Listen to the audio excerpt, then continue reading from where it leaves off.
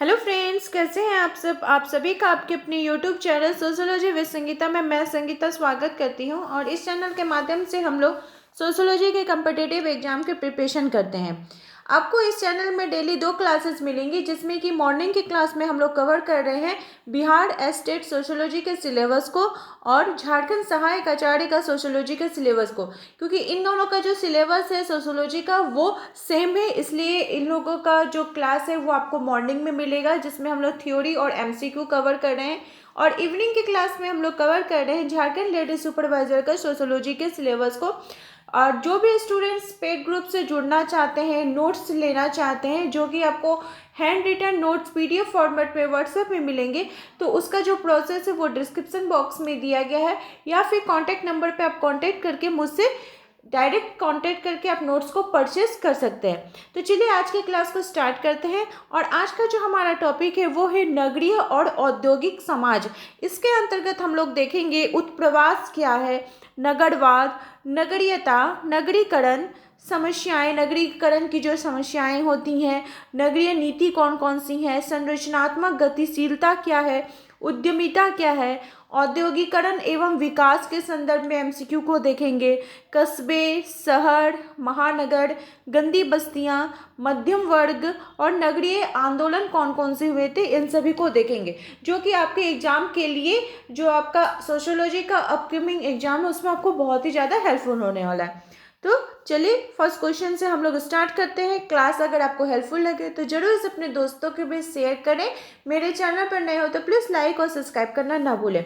तो सबसे पहला क्वेश्चन पूछा जा रहा है कि विश्व के विकासशील देशों में औद्योगिकरण एवं शहरीकरण की प्रक्रियाओं के मध्य धनात्मक संबंध है, जबकि विकसित देशों में इन दोनों प्रक्रियाओं के मध्य कोई धनात्मक संकेत नहीं देखा गया है। यह सामान्यीकरण किया है। तो ये जो बोला गया है औद्योगिकरण के संदर्भ में एवं शहरीकरण के संदर्भ में, ये किनके द्वारा बोला गया है?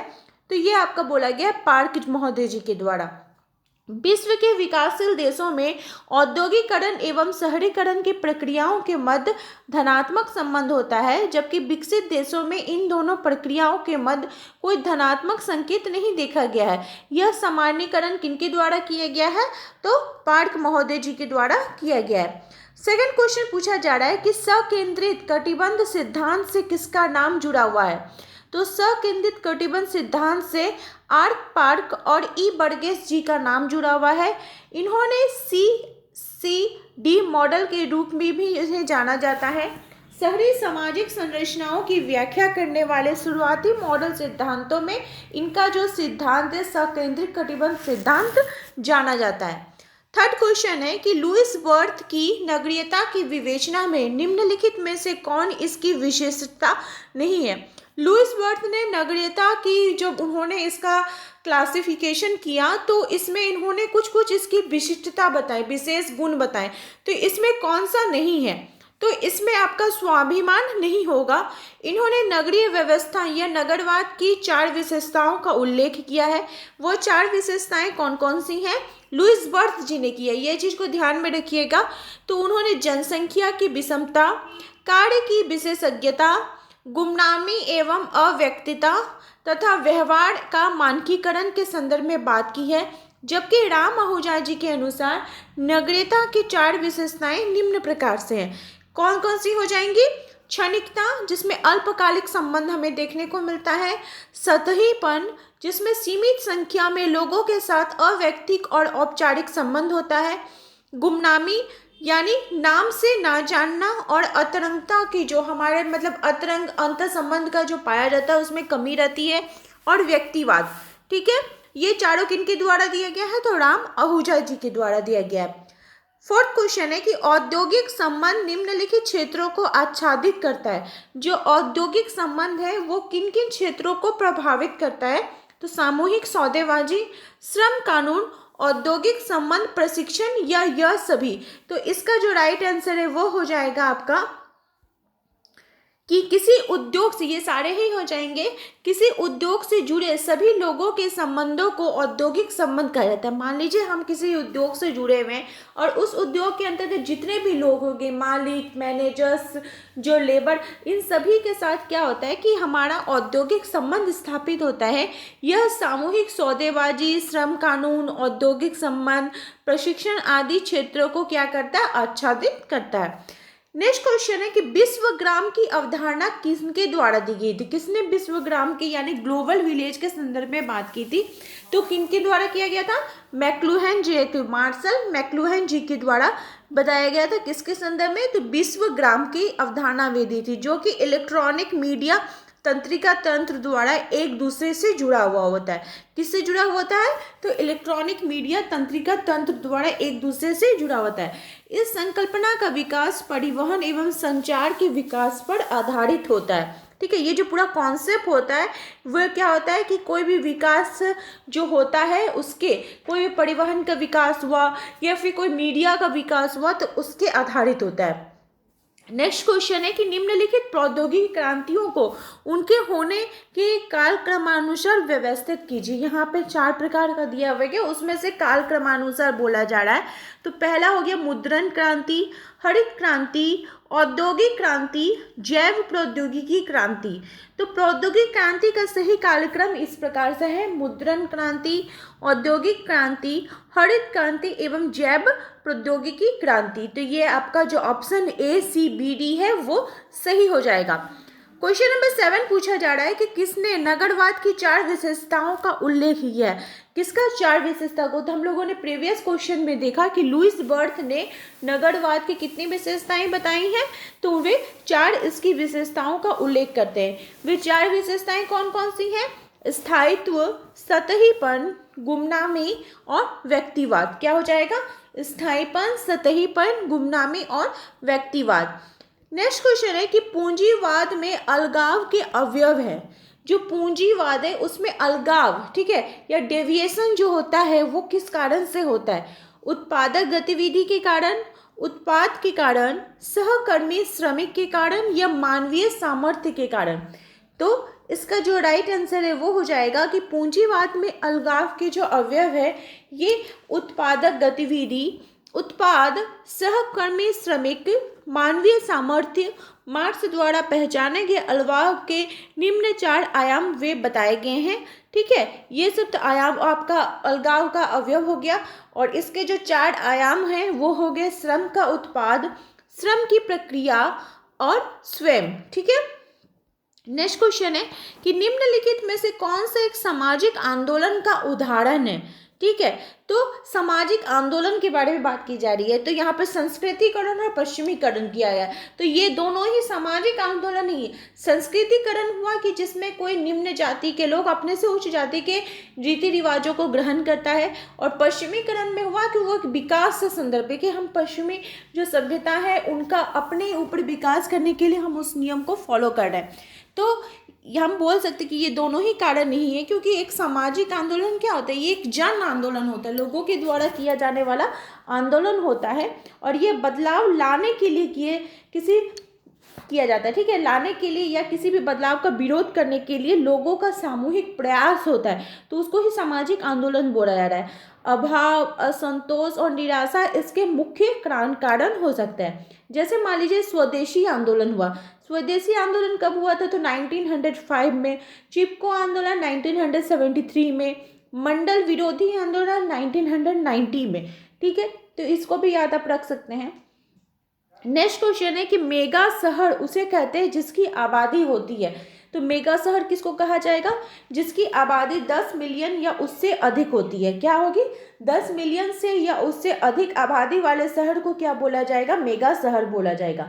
नेक्स्ट क्वेश्चन है कि हर्बर्ट जे गेंस नगरीय जीवन की विभिन्न शैलियाँ प्रस्तावित करते हैं। हर्बर्ट जे गेंस नगरीय जीवन की जो विभिन्न शैलियाँ हैं वो क्या बताते हैं? इनमें से आपको उनके द्वारा प्रस्तावित किया गया के बारे में बात किया गया। निर्जातीय शहरी, वंचित, फंसे हुए या सर्वदेशज। तो हर्बर्ट जे गेंस ने नगरीय जीवन की निम्न शैलियाँ प्रस्तावित की हैं, जिसमें वंचित, फंसे हुए, सर्वैध, देशज, सर्वदेशज, जातीय, ग्रामीण तथा अविवाहित एवं निसंतान आते हैं। नेक्स्ट क्वेश्चन है कि कौन भारतीय मलिन बस्तियों में सामाजिक सांस्कृतिक उपांतिता के प्रस्तावित हैं। ठीक है, तो विक्टर एस डिसूजा जो है वो भारतीय मलिन बस्तियों में सामाजिक सांस्कृतिक उपांतिता के प्रस्तावक है। यानी अगर आपको हिंदी का नाम आपको थोड़ा हार्ड लग रहा है तो आप ऐसे आ सकते हैं, सोशल कल्चर मार्जिनलिटी। क्या सोशल कल्चर मार्जिनलिटी किनके द्वारा दिया गया है, तो Victor S D'Souza. Social culture marginality, 3 नाम, ठीक है, और उनका नाम भी विक्टर एस डिसूजा, उनका भी 3 नाम। नेक्स्ट क्वेश्चन है कि झोपड़पट्टी की पहचान है, तो झोपड़पट्टी की क्या पहचान है, तो इसमें जो रहन सहन का अमानवीय स्थितियां रहती हैं, ठीक है, इसको झोपड़पट्टी बोला जा रहा है। नेक्स्ट क्वेश्चन है कि निम्नलिखित में से कौन सा कथन उत्तर औद्योगिक नगर को समझने से संबंधित है। किसको समझने की बात की जा रही है, तो उत्तर औद्योगिक नगर की बात की जा रही है। तो यहाँ पे आपके 4 ऑप्शन दिए गए हैं, उसमें से मैं राइट आंसर को आप लोग को पढ़ दे रही हूँ। तो राइट आंसर हो जाएगा कि एक नगर जिसमें अर्थव्यवस्था में वैश्विक हित और सूचना के इलेक्ट्रॉनिक प्रवाह की प्रधानता होती है, उसको क्या बोला जाता है, उत्तर औद्योगिक नगर बोला जाता है। ठीक है, उसको क्या बोला जाता है, उत्तर औद्योगिक नगर बोला जाता है। और यहाँ सेवा क्षेत्र की प्रधानता होती है। किसकी प्रधानता होती है, तो सेवा क्षेत्र की प्रधानता हमें देखने को मिलती है। नेक्स्ट क्वेश्चन है कि निम्नलिखित में से कौन दो राइट टू सिटी व मलिन बस्तियों के अध्ययन के साथ संबंध है।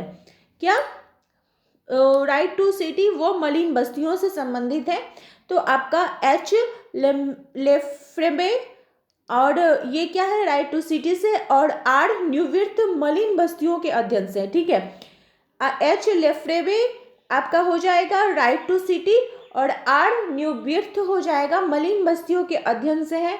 एमएन निवास संस्कृतिकरण से, आईपी देसाई भारत में संयुक्त परिवार का अध्ययन करते हैं। देखिए एक क्वेश्चन के अंतर्गत आपको 4 ऑप्शन मिल गए, Lefebvre right to city, R Neuwirth मलिन बस्तियां, एमएन श्रीनिवास संस्कृतिकरण, और आईपी देसाई भारत में संयुक्त परिवार से संबंधित है। नेक्स्ट है कि निम्न में से किसने पोस्ट इंडस्ट्रियल सोसाइटी पद का प्रवर्तन किया। कौन सा, पोस्ट इंडस्ट्रियल सोसाइटी, तो पोस्ट इंडस्ट्रियल सोसाइटी पद का प्रवर्तन डैनियल बेल जी ने किया था।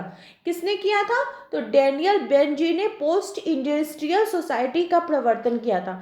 उनके अनुसार उत्तर औद्योगिक समाज का तात्पर्य एक ऐसे समाज से है जहां केंद्रीय महत्व के रूप में संपत्ति एवं धन संपदा का स्थान ज्ञान लेता जा रहा है, और यही शक्ति एवं सत्ता का मुख्य स्रोत बनता जा रहा है। नेक्स्ट क्वेश्चन है कि विगत वर्ष भारत के मुख्य प्रोजेक्ट स्मार्ट सिटी के अंतर्गत कौन कौन सी मुख्य योजनाओं को शामिल किया जाता है। जो स्मार्ट सिटी है उसके अंतर्गत कौन कौन सा आएगा, 100 स्मार्ट सिटी, अमृत योजना, स्वच्छ भारत अभियान, या नमामि गंगे। तो स्मार्ट सिटी योजना के अंतर्गत आपका 100 स्मार्ट सिटी और आपका अमृत योजना को शामिल किया जाएगा। ठीक है, इसको ध्यान रखिएगा। नेक्स्ट क्वेश्चन कथन से दिया गया है कि नीचे 2 कथन आपके दिए गए हैं, तो ठीक है, क्योंकि वे सस्ते श्रम और कच्चे माल के लिए परिधीय देशों के शोषण करके विकसित हुए हैं, इसलिए वेरेस्टी के अनुसार कौन देश प्रमुख पूंजीवादी देश होगा। हम इसको ऐसे भी पढ़ सकते हैं, तो इसका जो राइट आंसर है वो हो जाएगा कि ए और आर दोनों ही सही है तथा आर ए की सही व्याख्या करता है। वेलरस्टीन के अनुसार कौन देश प्रमुख पूंजीवादी देश है, क्योंकि वे सस्ते श्रम और कच्चे माल के लिए परिधीय देशों का शोषण करके विकसित हुए देशों का क्या कर रहा है, अध्ययन कर रहा है। तो ये दोनों ही कथन आपके सही हो जाएंगे। नेक्स्ट क्वेश्चन है कि निम्न में से सोरोकिन द्वारा ग्रामीण समाज को नगरीय समाज से अलग करने के लिए कौन से मानदंड प्रयोग किए गए। तो सोरोकिन द्वारा ग्रामीण समाज को नगरीय समाज से अलग करने के लिए व्यावसायिक मानदंड का प्रयोग किया गया है। किसका प्रयोग किया गया है, तो व्यावसायिक मानदंड का प्रयोग किया गया है। नेक्स्ट क्वेश्चन है कि सामूहिक सौदेबाजी का उद्भव एवं विकास सामान्यतः किसके साथ संबंधित माना जाता है। तो औद्योगिक विवादों को सुलझाने के लिए सामूहिक सौदेबाजी का प्रयोग जो है वो व्यापक रूप से होता रहा है। जैसे जैसे श्रम संघ का विकास होता गया है वैसे वैसे सामूहिक सौदेबाजी का भी प्रयोग क्या हो रहा है, बढ़ता जा रहा है। नेक्स्ट क्वेश्चन है कि निम्नलिखित में से कौन सी एक औद्योगिक समाज की विशेषता है। हम लोग औद्योगिक समाज के संदर्भ में पढ़ रहे हैं, तो उनकी विशेषता कौन सी है? तो प्रतिस्पर्धा एवं संघर्ष औद्योगिक समाज की विशेषता है। नेक्स्ट क्वेश्चन है कि भारतवर्ष में औद्योगिक संघर्ष का कौन से कारण नहीं है? तो अधिक लाभ कमाना ये औद्योगिक संघर्ष का कारण नहीं है। क्या कारण नहीं है? अधिक लाभ कमाना। तो आई होप आप लोगों को आज की क्वेश्चंस की सीरीज हेल्पफुल लगी होगी। इसी प्रकार से आप लोग मेरे चैनल के साथ बने रहिए। आप सभी का मेरे चैनल में बने रहने के लिए बहुत बहुत धन्यवाद।